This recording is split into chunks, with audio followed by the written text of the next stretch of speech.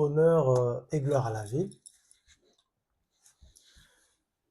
Nous sommes très heureux ce soir de nous tenir encore euh, dans cette présence ou de nous tenir derrière la caméra afin de vous partager une réflexion que nous avons des Écritures.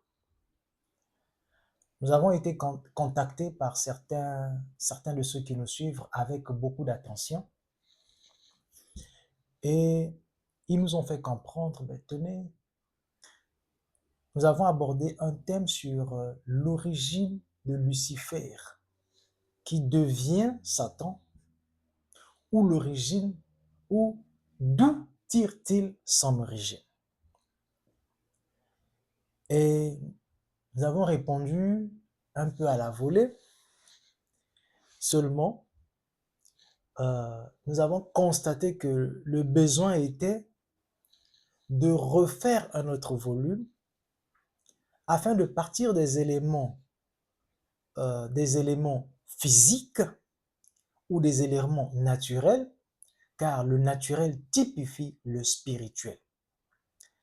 Et en étant directement dans le naturel, nous allons tout de go entrer dans le spirituel afin que vous compreniez qu'est-ce qui s'est réellement passé.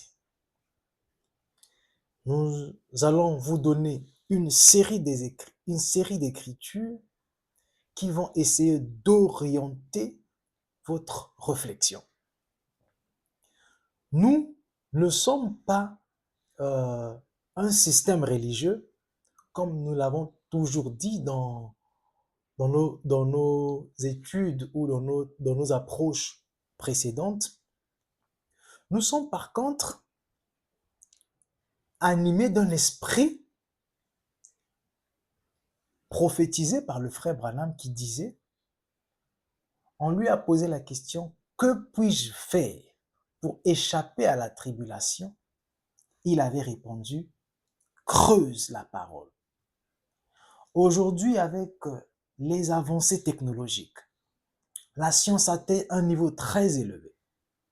Aujourd'hui, les enfants qui naissent aujourd'hui parleraient ou parleront de l'IA, de l'intelligence artificielle. Mais qu'est-ce qui se passe dans le monde, dans le monde spirituel? Assurément, il y a aussi des éléments qui doivent être mis à jour, où nous devons update, renouveler notre connaissance afin d'être à la page. Nous vous appelons ici, comme l'avait fait cet esprit ou cet être dans la Bible qui, dans le mystère de l'enlèvement, a appelé Jean. Il dit à Jean, Jean, monte ici, je te ferai voir les choses à venir. Nous également, nous revenons dans ce thème important que nous avons étudié, l'origine de Lucifer devenu Satan, en essayant de rehausser le niveau. Nous n'allons pas parler selon un langage ecclésiastique, parce que les systèmes des églises sont en opposition à l'avancement de la parole. Voilà pourquoi nous demandons à Jean, qui typifie l'épouse, de monter ici dans une réflexion encore un peu plus approfondie des Écritures afin de voir clair. Nous allons vous élever ce soir dans l'étude que nous allons faire avec vous au fur et à mesure que nous allons avancer depuis le naturel jusqu'à ce que nous allons entrer dans le spirituel. Je vais vraiment pas à pas dans le but que vous saisissez ce pourquoi nous avons choisi de faire une étude approfondie sur ce glorieux thème, Lucifer. Parce que nous constatons que bien nombre d'églises dans ce système solaire ou sous ce système terrestre, bien nombre d'églises, sinon beaucoup des prédicateurs ou même des enseignants de la parole ou des écritures sont incapables ou ont peur d'approcher ou d'aborder certaines questions vitales qui peuvent donner la vie, qui peuvent effacer le flou, qui peuvent orienter dans le but de remettre à la place initiale l'homme. Il y a des sujets, quand vous les abordez, automatiquement, vous êtes en train de réveiller l'être intérieur qui a longtemps dormi dans les systèmes de pensée qui s'opposent à la parole. Une fois éveillé, une fois réveillé, il rentre dans la pleine conscience de qui il est réellement. Automatiquement, il devient maître de l'univers. Quel univers? Son univers. Il devient maître de sa vie et il décide sur tout qui peut lui arriver. Il permet ou il empêche aux événements de l'arriver. Tout en n'omettant pas un fait que nous ici, nous traitons avec vous. Nous ne traitons pas des choses extérieures. Car la chair et le sang n'hériteront pas. La chair et le sang ne sont qu'un habit. La chair et le sang sont gérés par la loi cosmique. La chair et le sang font partie de ces éléments qui ont aussi leur cycle de vie. Voilà pourquoi, quand la maladie attaque cette chair, dans les vidéos prochaines, nous allons vous montrer comment faire pour guérir, pour vous guérir le plus facilement possible. Alors, quand la maladie attaque ce corps, nous comprenons les principes de cette chair et nous comprenons même l'origine de la maladie. Par conséquent, nous avons la pleine conscience, nous avons le plein droit de la laisser demeurer ou de lui demander de sortir, de quitter ce corps, car je suis le propriétaire légal. Ceci étant, après avoir peint ce tableau, nous allons vous inviter à entrer avec nous dans l'étude de ce thème. Excusez-moi, si je suis lent, c'est simplement pour un but de vous emmener à comprendre quelque chose. Je veux simplement vous emmener à comprendre quelque chose. Si la vidéo est longue, s'il vous plaît, mettez une pause, revenez le lendemain et suivez. Parce que le but de mon cœur est simplement que vous saisissez. Ceci étant, nous allons aller dans les Écritures. Nous allons vous inviter à lire avec moi le livre de Colossiens, le chapitre 1 au verset 16. Nous allons prendre le livre de Colossiens, Colossiens 1, 16. Excusez-moi. Nous allons prendre Colossiens 1, 16. Je n'ai pas préparé ça rapidement. Excusez-moi.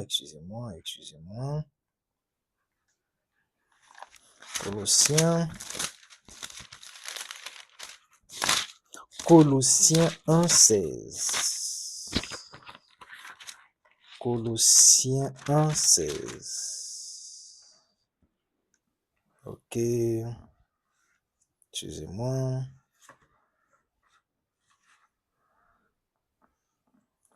Colossiens 1, 16.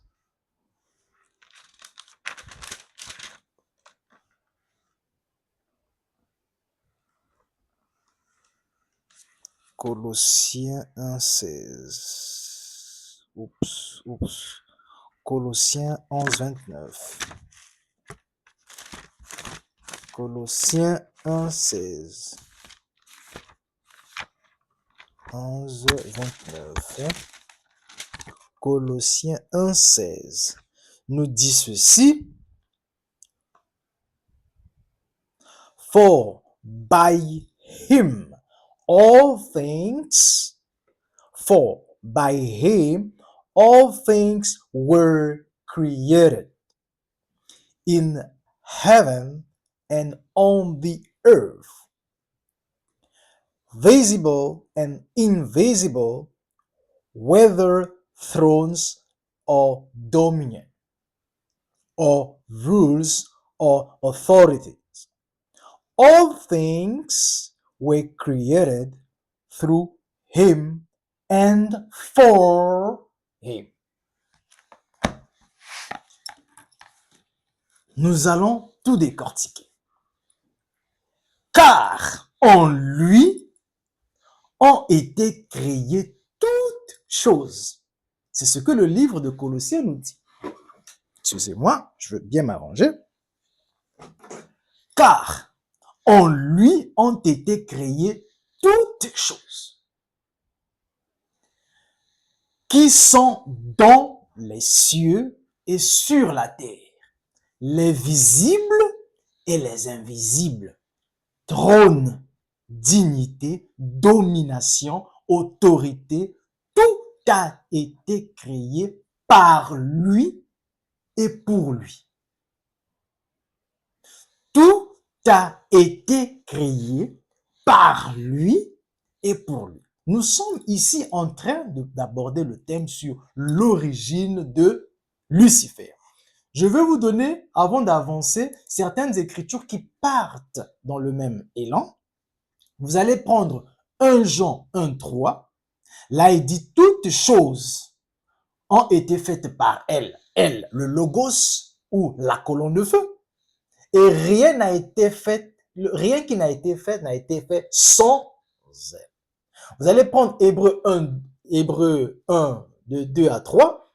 Dieu, après avoir autrefois parlé par nos pères, par les prophètes, nous a parlé en ces derniers temps, c'est ce que la Bible dit, par son Fils qu'il a établi, héritier de toutes choses, par qui il a aussi créé l'univers. Vous allez encore dans Psaume 33, 6. C'est toujours dans le même élan d'esprit. Psaume 33, 6. Par la parole, l'Éternel, par la parole de l'Éternel furent faits les cieux et toute leur armée par le souffle de sa bouche. Vous allez encore dans Apocalypse 4, 11. Tu es digne, notre Seigneur et notre Dieu, de recevoir la gloire, l'honneur et la puissance, car tu as créé toutes choses et c'est par ta volonté qu'elles existent et ont été créées. Vous avez tout le tableau. Donc, tout ce qui existe sort de quelque part, sort de la colonne de feu. Avant d'entrer, nous allons vous inviter à faire une étude comparative entre le soleil, parce que si vous comprenez le soleil, si vous comprenez le naturel, automatiquement, le spirituel vous serait facile à comprendre. Qu'est-ce qui se passe? Nous avons dit que tout a été créé par lui et pour lui. Ici encore, nous sommes en train de vouloir simplement dire, ici, le Logos, le Christ éternel, c'est-à-dire la parole par laquelle Dieu a structuré. Ici, tout ce qui a été créé là, nous ne sommes pas dans l'éternité. Nous sommes au niveau du Logos.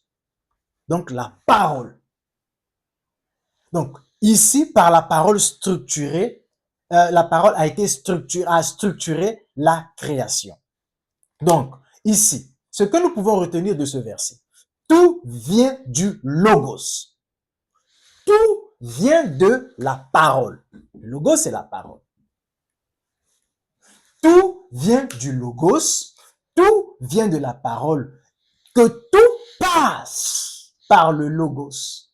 Mais ça revient d'où? Nous allons remonter le temps. Que même les puissances, les dominations, les dignités célestes dont Lucifer faisait partie ont été créées par lui et pour lui. Alors, le soleil. Nous allons maintenant rentrer dans le naturel pour que vous compreniez quelque chose. Ok. Le soleil est bien qu'un astre lumineux dans le ciel. Ça, c'est vrai. C'est l'origine de toute l'énergie. Le soleil. Un astre lumineux, origine de toute énergie. Sans lui, sans le soleil, notre planète serait serait un monde de froid, si je peux dire ça comme ça, sombre et stérile. Il serait un monde sombre et stérile. Maintenant, dans cet exposé que nous sommes en train de vouloir faire, nous allons comprendre comment cette énergie produite dans le cœur du soleil voyage. Il y a une énergie, nous allons citer cette énergie, voyage jusqu'à se transformer en élément. Cette énergie va se transformer en quel élément? Nous avons la chaleur. Nous allons tout décortiquer. Nous avons la chaleur.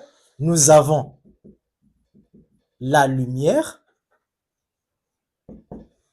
Nous avons le vent ou les vents. Nous avons le climat. Nous avons la nourriture, la nourriture, les mouvements et finalement la vie. Nous avons la nourriture, les mouvements et enfin la vie. Il y a quelque chose qui se passe ici. Donc, dans le soleil, il y a quelque chose ici. Vous allez bien comprendre au fur et à mesure que nous allons avancer. Donc, dans le soleil, nous allons partager ça comme ça. Dans le soleil, nous avons de l'hydrogène.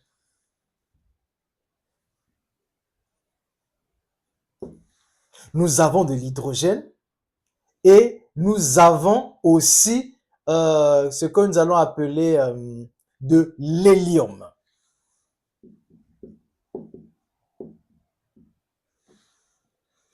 Ça, ce sont les composants du soleil. Nous avons des petits éléments comme l'oxygène. Nous avons le carbone. Nous avons le néon, l'azote.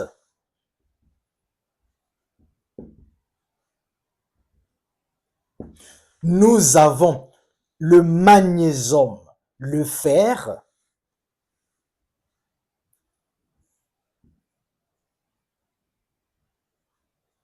Nous avons le fer, nous avons le silicium.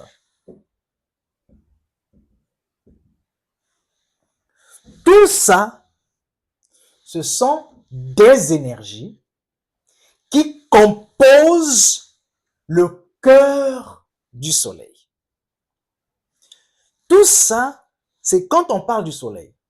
Vous voyez tous ces gaz, toutes ces énergies, tous ces éléments constituent ensemble ou en un amas forment quoi? Le soleil. Nous sommes en train d'avancer. N'oubliez pas que nous sommes en train de parler de l'origine de Satan qui devient Lucifer. Ce sont des gaz qui sont dans le soleil. Le voyage de l'énergie à travers le soleil. L'énergie, nous n'allons pas rentrer dans trop de chimie et autres, nous allons aller vraiment très vite, tomber sur le point. Donc, il se passe que cette énergie au centre du soleil, ces énergies-là sortent. Et en sortant, arrivent sur la surface du soleil et après vont commencer un voyage. Donc, quand ils atteignent enfin la surface, ces énergies, ils sont libérés vers l'espace sous forme de la lumière visible. Donc, ces énergies-là sont libérées sous forme de la lumière visible.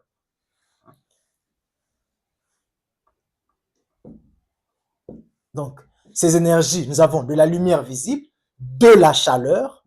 Nous avons déjà noté la chaleur ici. Bon, tout est, voilà. Donc, voilà, nous avons déjà tout noté ici. OK. Donc, ces énergies.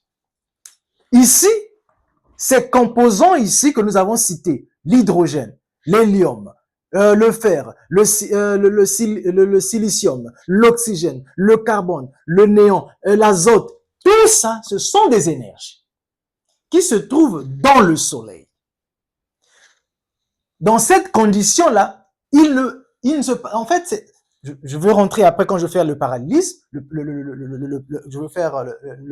vais rapprocher ceci au côté spirituel. Ces éléments-là s'expriment, sortent du soleil et vont commencer le voyage. En sortant, en se détachant du soleil, vont commencer à apparaître certains éléments, mais que vous ne retrouvez pas d'une manière claire dans le soleil. Ici, nous pouvons parler de la semence. Et ici, vous avez le procédé, vous avez l'arbre, le tronc, etc. Donc, quand ces éléments quittent le soleil, ils deviennent la chaleur, ils deviennent la lumière, ils deviennent le vent ou les vents, ils deviennent le climat, ils deviennent la nourriture, ils deviennent les mouvements et enfin la vie. Mais tout ça, ça se trouve au niveau du soleil. Vous allez me dire, mais comment même la nourriture que nous mangeons provient du soleil? Oui, nous allons vous le démontrer. Nous allons vous le démontrer. L'arrivée de l'énergie solaire sur la Terre. Quand la lumière solaire atteint la Terre, elle se transforme en phénomène très concret et essentiel. Nous avons la lumière. La lumière, ici, vous avez appris à l'école le phénomène de la photosynthèse. La photosynthèse qui va donner quoi? Nous aurons ici de l'eau. L'eau est un composé ou est une composante ou est un élément de la lumière. La lumière est un élément du soleil. Mais l'eau n'existe pas dans le soleil. L'eau, c'est la lumière qui se dégrade. L'eau n'est que la lumière, donc le soleil à basse fréquence. Et après, dans la lumière, vous aurez quoi? Le dioxyde de carbone. Le dioxyde, j'ai oublié les composants chimiques, comment on écrit ça en chimie, dioxyde de carbone. Ça, c'est dans la lumière. Et vous aurez quoi? Les sels, les minéraux du sol. Et ici, vous avez quoi? Les minéraux. Minéraux du sol. Dans le soleil, je vais vraiment pas à pas. Vous ne retrouvez pas l'eau. Mais dans le soleil, la lumière sous une forme énergétique. Donc, quand cette composante repart à l'élément premier, vous êtes ici dans le soleil, c'est quoi? Ce n'est qu'une énergie. Mais cette énergie qui quitte le soleil va former un procédé, quitte le soleil par un procédé. Et ce procédé qui va appeler ces éléments à l'existence est appelé encore fils. Donc ici, nous avons le Père. Le Père qui en lui détient toutes les semences et va créer un corps. Ce corps-là s'appelle le Fils, dont toute la vie va dépendre de ce Fils. Je vais évoluer. Nous allons évoluer. Je ne vais pas vraiment encore entrer ici, mais nous allons avancer. Donc, toute la chaîne alimentaire. Donc, par exemple, je suis en train de sauter des éléments. C'est simplement pour faire comprendre quelque chose, pour ne pas être trop long dans mes explications. Toute la chaîne alimentaire repose sur quoi? La lumière. La lumière solaire transformée en énergie chimique. Toute la chaîne alimentaire terrestre se trouve dans la lumière. Ce n'est que la lumière. Donc, ce que nous mangeons là n'est que la lumière cosmique qui est transformée en énergie chimique. Par conséquent, ça produit ce que nous appelons la nourriture. Donc, la nourriture n'est que de la lumière du soleil transformée. Donc, nous sommes une... Quand je parle de nous, excusez-moi, je ne parle pas de moi qui parle. Je ne parle pas de mon être supérieur. Je parle de ce corps physique que vous voyez devant. Ce n'est que une partie du soleil transformé. Et quand j'ai faim, je veux me nourrir de la lumière, mais pas dans son état brut, mais dans son état transformé. La chaleur du soleil crée quoi? Le climat. La chaleur crée le climat et régule la température. Le soleil réchauffe différemment les régions du globe. Chaleur permet qu'il y ait l'existence de l'eau liquide, qu'il y ait l'existence du cycle de l'eau, l'évaporation, les nuages, la pluie, vous connaissez tout ça, et la formation des climats et des saisons. Donc, nous allons encore évoluer. La lumière inégale sur la terre. La lumière inégale sur la terre. Nous vous donnons des éléments, suivez-les très bien et s'il vous plaît, posez des questions après avoir suivi cet enseignement. Je sais que je serai lent, mais s'il vous plaît, prenez le temps. La lumière inégale sur la terre crée ce que l'on appelle les vents. Donc, les vents ou le vent n'est que le résultat de la lumière cosmique. D'une manière inégale, donc cette lumière inégalement repartie provoque un phénomène qu'on appelle vent. Or, le vent, qui n'est que, on ne retrouve pas le vent ici. Le vent n'est pas ici. Ici, il n'y a pas le vent. Donc, le vent est quoi? Le vent n'est que la lumière cosmique inégalement répartie. Je pense que vous êtes en train de me suivre minutieusement et attentivement.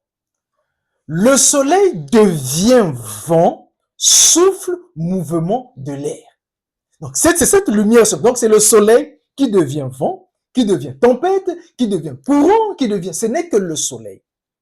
Mais sous une certaine fréquence basse. La gravité du soleil influence les océans. Avec la lune, la gravité solaire contribue aux marées. Vous avez ici la température des continents, la vie aquatique. Même la vie aquatique, ce n'est que l'énergie solaire, les échanges des nutriments et autres. Dans la technologie humaine, le soleil devient ce que l'on appelle l'électricité.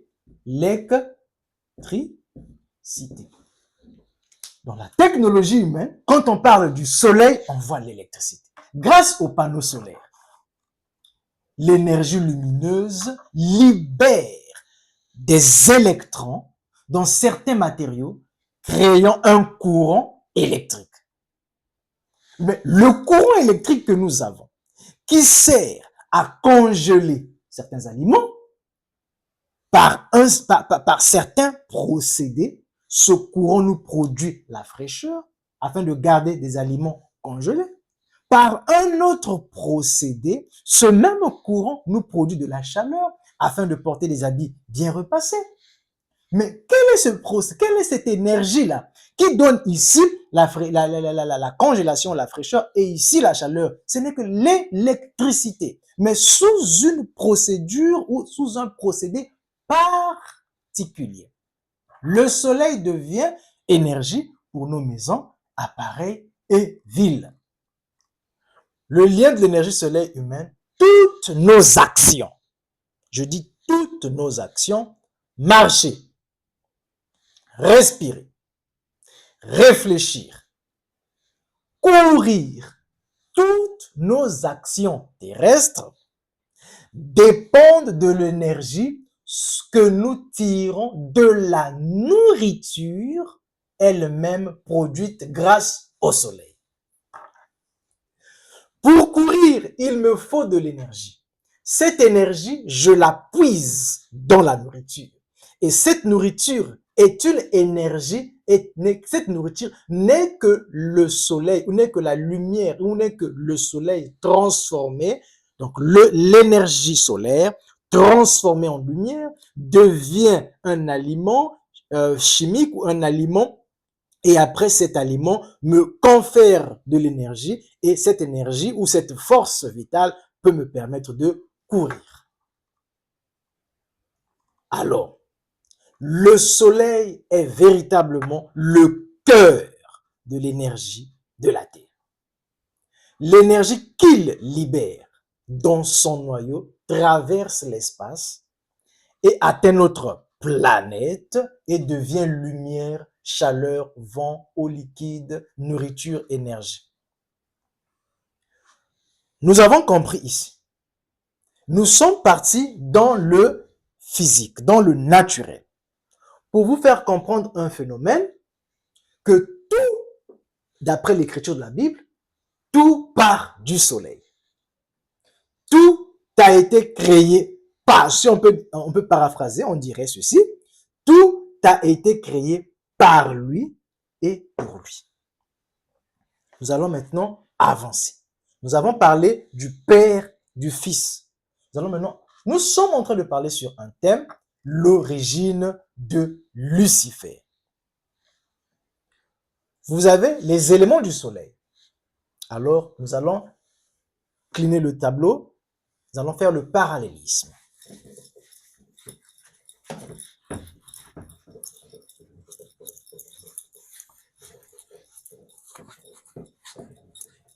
L'origine de Lucifer. Nous avons ici le soleil. Vous avez vu les composants du soleil. Ici, il y a eu un procédé et qui a produit tous les éléments que nous avons cités, que nous constatons ici sur la Terre. Alors, qui est Lucifer? D'où tire-t-il son origine? Nous allons rentrer. Ici, nous allons mettre l'éternité ou Elohim.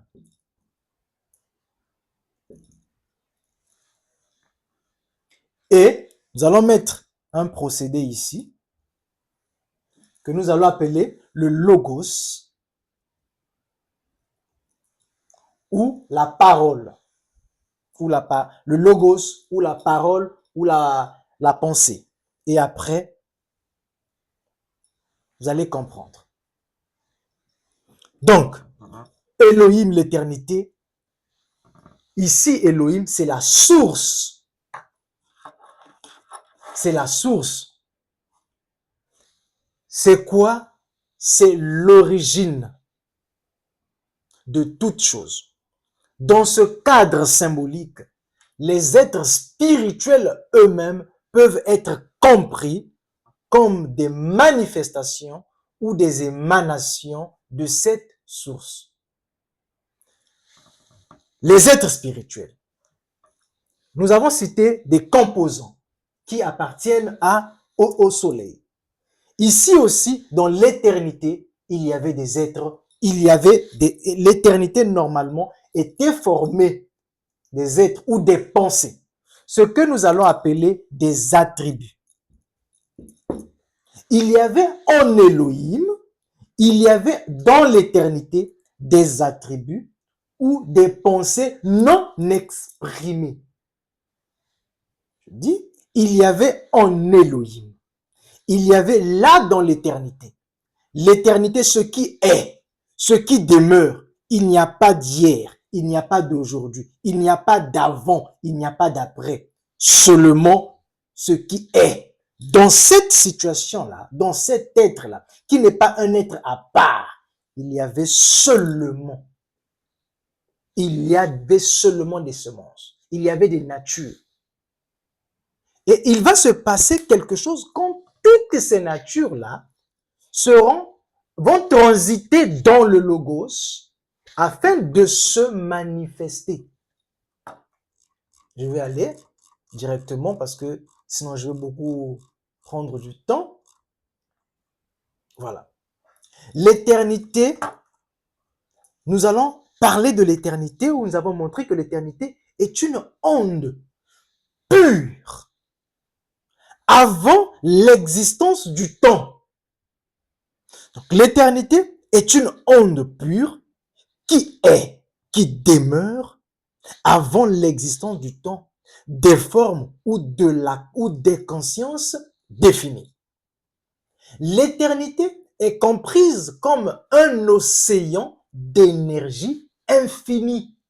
Donc ici, l'éternité, on peut la concevoir ou la comprendre, c'est une étendue infinie d'énergie. Et cette énergie n'a ni commencement ni fin des temps. Il n'y a pas le temps. Donc, l'éternité est comprise comme une notion infinie, non une énergie infinie, non polarisée, non divisée, c'est un tout. Elle ne crée pas encore. L'éternité ne crée pas encore, elle est, elle demeure. Je disais tantôt, il n'y a pas d'avant, il n'y a pas d'après, pas de lumière, pas d'ombre. Nous allons développer encore dans les prochains numéros. Qu'est-ce que cela veut exactement dire? Parce que nous sommes dans l'univers ou dans l'université. Nous voulons rehausser le niveau de ceux qui enseignent la parole. Excusez-moi, je vérifie l'heure. Est-ce que... Ah d'accord, je suis encore là. Donc, de ceux qui enseignent, nous voulons rehausser le niveau. Donc, pas de lumière, pas d'ombre. C'est quoi la lumière? C'est quoi l'ombre? Nous allons le démontrer. Parce que nous avons, excusez-nous, nous avons reçu la matière grise, mais nous ne pouvons pas seulement répéter les mêmes choses que nous écoutons parfois dans l'église. Parfois, quand je vais dans les églises, je suis malade. Je suis malade. Je dis, mais est-ce que ce monsieur-là vraiment peut me conduire? Je suis malade. Et parfois, je dis, bon, c'est pas grave. On avance quand même. Donc, l'éternité est une seule vibration fondamentale, est un état d'unité totale. Donc, c'est la matrice, on peut appeler ceci la matrice absolue. Elohim, hein, vous savez, dans la Bible plurielle, la Bible hébraïque suggère une source multidimensionnelle. Donc, Elohim, normalement, c'est le pluriel de Eloah.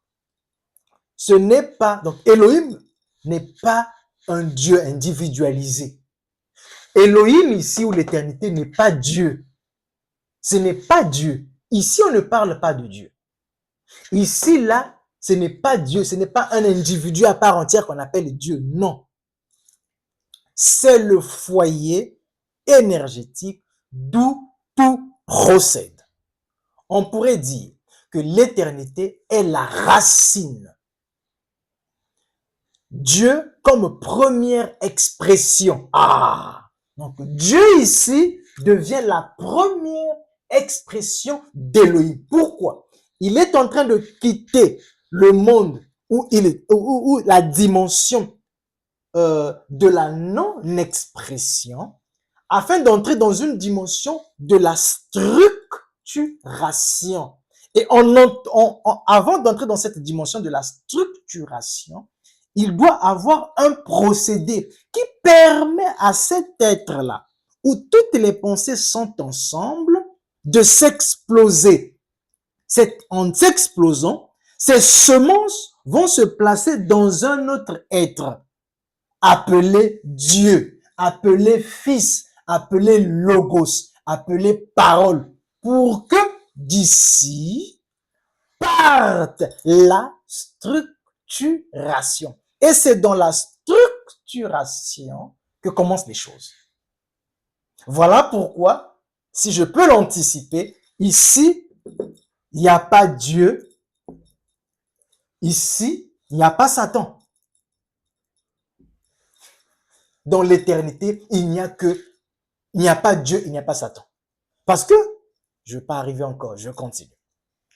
Donc, l'éternité va créer une première expression, et cette expression, on va l'appeler le Logos. En fait, c'est une émanation seulement. C'est une énergie qui va diminuer de fréquence. Et le fait de diminuer la fréquence, de ralentir, cela produit ce qu'on appelle une dimension. Et cette dimension est appelée septième dimension, est appelée parole, est appelée logos, est appelée fils. Donc le fils est la première expression d'où part toutes les vies. Donc, Dieu n'est pas l'éternité. Nous l'avons dit, nous l'avons montré, vous avez compris. Il est l'expression ordonnée, la projection structurée de l'éternité dans le plan inférieur. Où les lois apparaissent, les lois vont commencer. C'est par ici on va commencer à établir les lois. Les lois apparaissent, la création se structure, la hiérarchie des êtres se met en place. Nous allons vous donner les Écritures pour comprendre, pour orienter votre pensée. C'est Dieu qui s'oppose, qui s'occupe. Voilà. C'est Dieu qui s'occupe de la création, mais l'éternité reste la source. Donc, nous sommes sur l'origine de Lucifer. Nous ne cessons de le rappeler. Lucifer est une émanation lumineuse de l'éternité. Lucifer, une émanation lumineuse de l'éternité. Lucifer est comme un principe avant d'être un personnage. Ça veut dire, il est ici en sémence comme une pensée, avant d'être un personnage. Dans cette lecture, Lucifer présente un principe, représente, ici je dirais que dans cette lecture que nous sommes en train de faire de lui, il représente un principe cosmique avant d'être un individu. Principe de lumière, nous allons rentrer avec le livre d'Ézéchiel. Principe d'individualisation, principe d'intensité vibratoire. Tout ça, c'est qui? C'est Lucifer.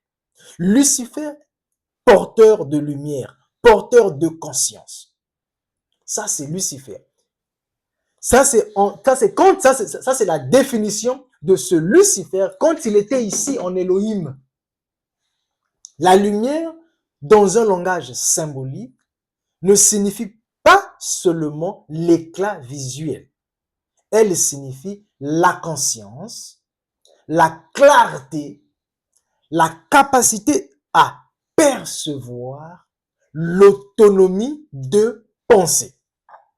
C'était ça, en fait, les caractéristiques qu'on retrouvait ici.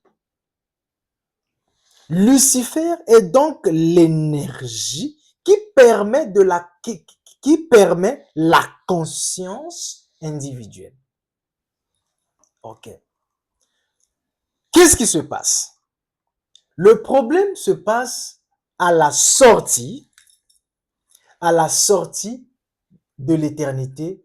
Donc, nous allons intituler ceci sorti de l'éternité ou moment critique.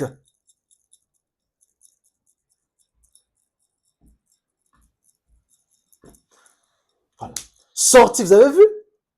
C'est il sort de l'éternité parce qu'il y a quelque chose. Nous avons dit qu'il va se structurer un monde. Dans la structuration du monde qui va arriver, il va se passer quelque chose. Alors Lucifer va quitter l'éternité en passant par le Logos, parce que c'est le Logos qui va prononcer la parole et Lucifer sera manifesté. Et nous allons vous montrer pourquoi est-ce que nous avons appelé ceci moment critique. Cette section fondamentale, cette section du moment critique ici est critique simplement parce que c'est là que s'opère le basculement. C'est dans cette sortie-là, quand Lucifer quitte l'éternité, c'était quand nous avons montré le schéma. Ici, comment on appelle ça? Les énergies qui traversent un procédé devient la lumière. Et de la lumière devient la nourriture. Et voilà. Donc, Lucifer aussi respecte seulement le même procédé ou le même schéma. Il quitte l'éternité, descend dans le logos, la parole, et il est créé, il est prononcé, et quelque chose va se passer que nous allons découvrir. Dans l'éternité, il n'y a pas de temps, nous l'avons dit. Il n'y a pas de séparation, nous l'avons dit. Pas de volonté indépendante, tout est un. Ok. Sortir de l'éternité, ça veut dire quoi? C'est que Lucifer quitte cette dimension, c'était un plan déjà établi, entre dans un plan où l'identité existe. Il rentre où l'identité existe, où la conscience individuelle se distingue de la source. Vous voyez la procédure? Où la volonté propre peut émerger. Or, ici, la volonté parce que c'est un tout, c'est un amas, tout est un. Mais quand il se détache de ce centre-là, la volonté individuelle peut s'exprimer. C'est une densification, une descente vibratoire et apparition de la distinction du moi. Donc, c'est à ce moment-là, quand il sort d'Élohim, en passant par le Logos, c'est là où apparaît ce qu'on appelle en anglais the Free Moral Agency, l'agent de la liberté morale, le moi. Dans ce passage, Lucifer prend conscience de sa propre identité en tant qu'être distincte. La séparation énergétique apparaît. Il y a le moi, il y a le moi et il y a la source. Ce n'est pas une rébellion morale, mais un phénomène métaphysique naturel. En quittant l'éternité, la volonté individuelle de Lucifer entre en tension avec la volonté de Dieu qui est origine de la création. Donc, Lucifer, cette volonté, quand il quitte, il sort du logos, il sort de la parole, il entre en contradiction avec un principe qu'on appelle Dieu. Et c'est qui était à l'origine de la création. Il rentre en contradiction. Il devient un adversaire aux lois du plan créé. Il devient un adversaire à la hiérarchie établie par Dieu, donc par le Logos. Cette tension n'existe pas dans l'éternité. Elle apparaît uniquement dans le plan créé. C'est cette tension qui prépare la mutation de Lucifer à Satan. le mystère de Lucifer qui devient Satan. Pourquoi Lucifer devient Satan? Adversaire en hébreu. Ce mot n'a rien de moral. Il suffit simplement celui qui se tient en opposition. L'énergie qui crée une résistance. La polarité qui contrebalance. Cette fonction n'est pas une insulte. Je dirais que cette fonction n'est pas une insulte. Nous comprenons par là, c'était pour faire avancer quelque chose. Nous allons arriver au chuter. Lucifer a une volonté propre, autonome. Dieu a une volonté structurante, créatrice. Voilà.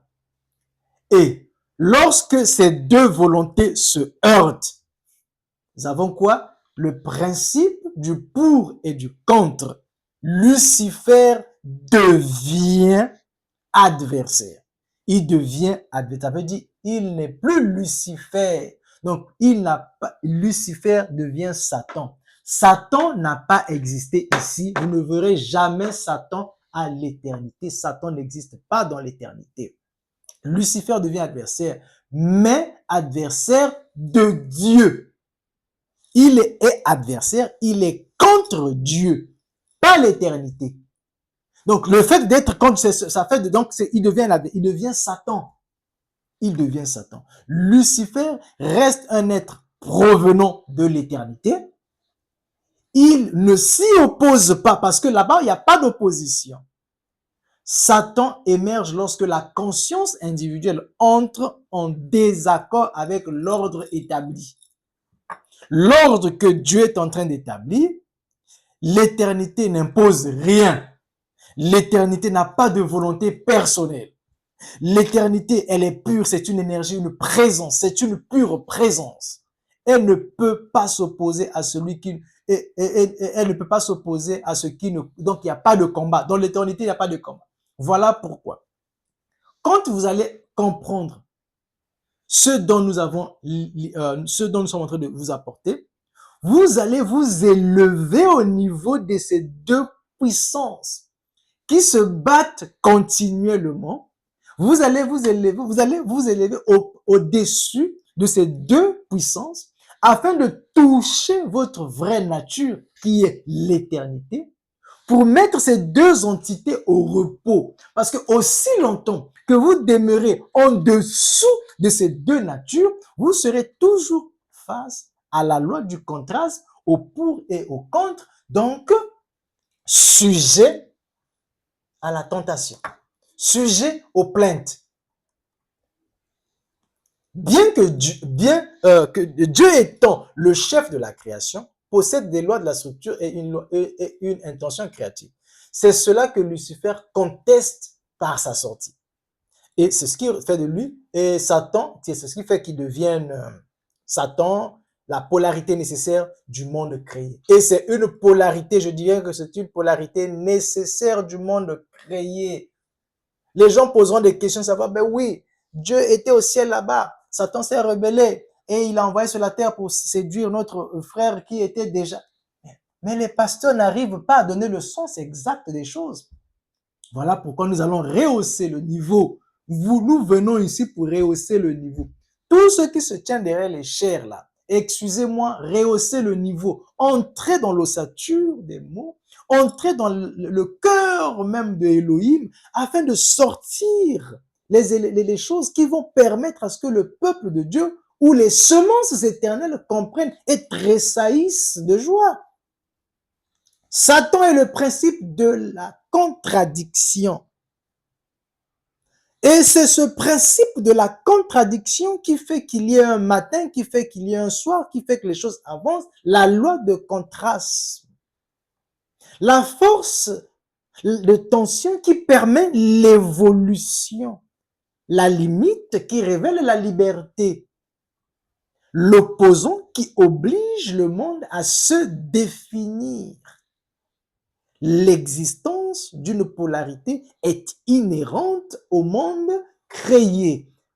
Par conséquent, vous comprenez que nous, pour qu'il y ait structuration d'un monde dans lequel nous vivons, il faudrait qu'il y ait un principe de polarité pour que ce monde avance. En philosophie, on le disait, les philosophes ne disaient-ils pas que la science évolue par, je me rappelle, ça disait que par erreur corrigée. Donc, la contradiction, voilà, la contradiction crée l'évolution. Donc, pour qu'il y ait évolution dans ce monde, il faudrait qu'il y ait la loi du pour et du contre. Donc, il faudrait qu'il y ait cette polarité. Voilà pourquoi vous allez toujours avoir des problèmes aujourd'hui, une paix semblante demain, des problèmes demain, une paix semblante après-demain, et ainsi de suite. Voilà pourquoi nous venons dans ces enseignements pour élever votre, donc pour vous élever, pas élever votre.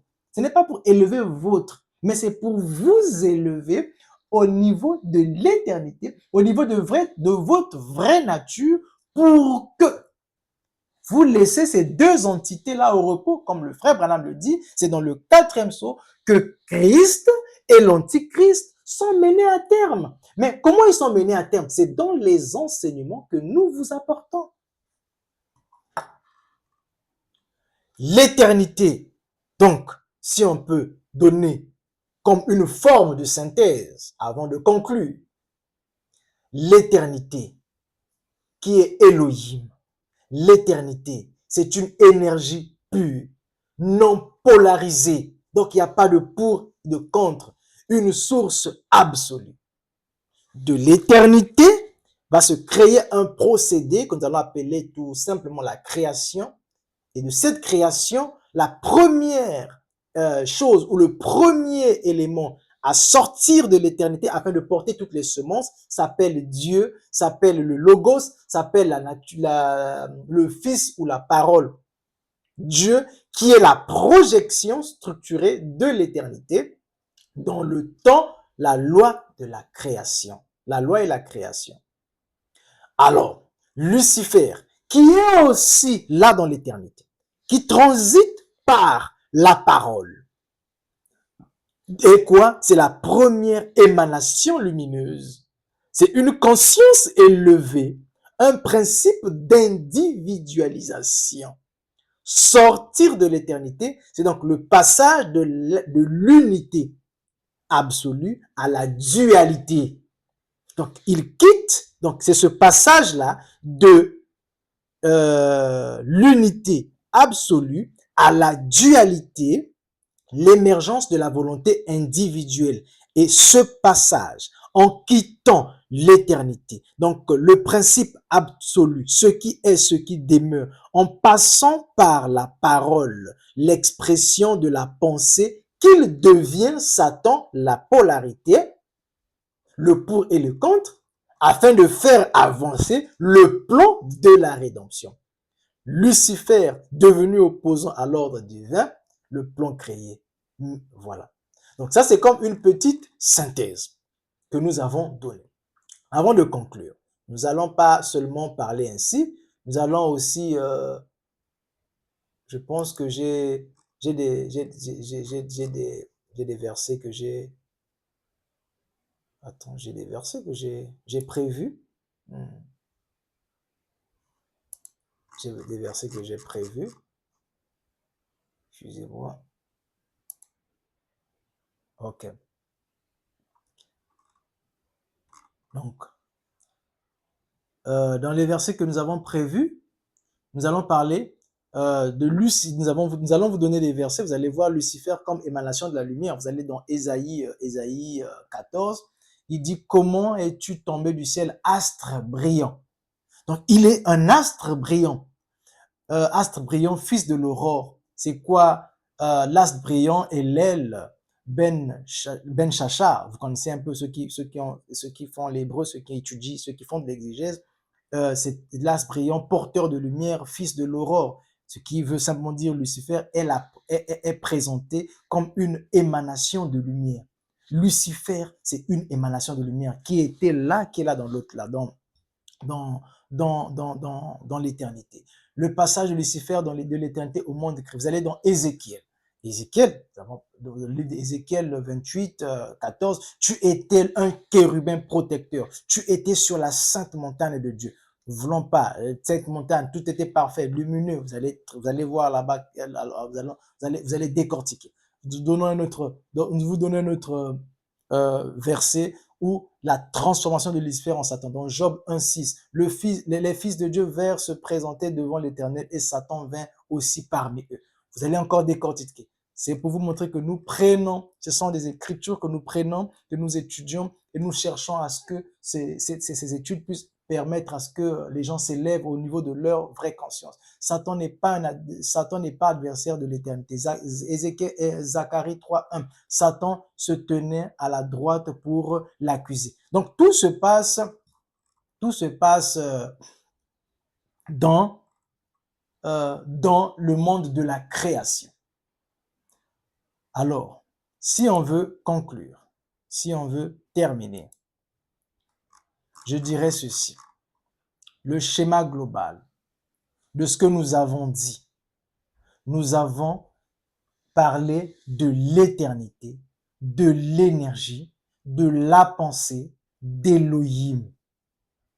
Ce sont des pensées non manifestées. Et ici, c'est là où Lucifer est. Nous avons parlé du soleil. Dans le soleil, nous avons des gaz. Dans ces gaz, nous avons cité, nous avons l'hydrogène, nous avons tous les gaz que nous venons de citer tout en amont, qui sont ici, qui existent dans le soleil. Mais ces gaz-là vont quitter par un procédé et vont s'exprimer vont s'exprimer ici dans le système solaire sous certains noms ou sous certains noms ou sous certains éléments nutritifs, à savoir, nous avons vu que c'est cette énergie qui arrive sur la Terre, devient vent, devient eau, devient nutriments et autres. Mais la nourriture n'existe pas ici. Le vent n'existe pas ici. Mais ce n'est que le soleil qui est devenu la lumière et qui a produit quoi? De la nourriture. Qui produit quoi? Même la vie sur la terre. Alors, c'est le même schéma ici. L'éternité, tout ce qui est, et tout passe par le logos. En transitant par le logos, deviennent quoi? Il apparaît un élément appelé Satan. Apparaît donc Lucifer, quitte ici et transite, devient Satan, s'oppose à Dieu pour faire avancer le plan de la rédemption. Donc, la parole, donc nous avons Lucifer, nous avons l'éternité qui devient la parole ou le logos, et après nous avons la création.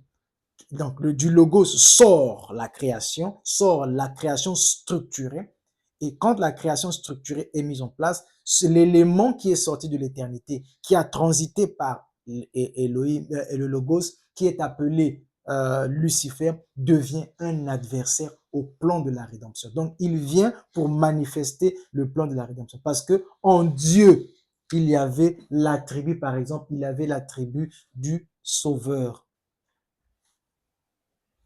En Dieu, il y avait cet attribut sauveur. Mais ne pouvait être sauvé que celui qui était perdu. Alors, il doit se créer une polarité. Donc, Lucifer doit devenir Satan pour qu'il fasse quoi? Pour qu'il fasse chuter les êtres qui vont apparaître dans les trois éléments, donc l'espace, le temps et la lumière. Et ces êtres-là qui vont transiter de l'éternité en passant par le logos et en portant des chairs conçues par le mystère de la sémence du serpent, ces êtres vont chuter. Et il y aura ce qu'on appelle la chute. Et alors, pour que cet attribut puisse se manifester, c'est celui-là qui va pousser ces êtres-là à quitter leur position. En quittant leur position, alors le sauveur peut se manifester. Voilà, en quelques mots, je sais que j'ai été très lent, mais je me suis arrangé de vous donner cet enseignement parce que beaucoup de questions ont été posées. Nous avons structuré un peu par un schéma afin que cela vous aide à comprendre pour que vous n'ayez pas peur. Lucifer est bel et bien sorti de l'éternité. En arrivant dans un monde structuré, il quitte le logos, donc la parole, il a été prononcé, tout a été créé par lui et pour lui. Donc, il quitte le monde, donc il quitte la parole et devient l'adversaire.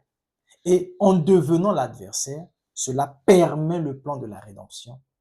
Alors, il fallait que, à la fin des temps, au son de la trompette, quand le dernier ange devrait arriver et sonner de sa trompette, le mystère de Dieu devrait s'accomplir. C'est au dernier ange à qui a été donné la clé de révéler tous les mystères. Et quand il les révèle, il dit aux jeunes gens, je crois que vous avez reçu l'interprétation spirituelle de ce que l'Esprit a voulu dire à l'Église sans pouvoir le dire carrément. Après moi, il viendra des jeunes qui vont prendre ceci et en donner sens et vie. Ils comprendront. Shalom, honneur à la ville. Je suis très ravi. Et veuillez suivre ceci. Vous avez des questions, n'hésitez pas. Celui qui a de l'or pur n'a pas peur de la machine à tester. Honneur à la vie.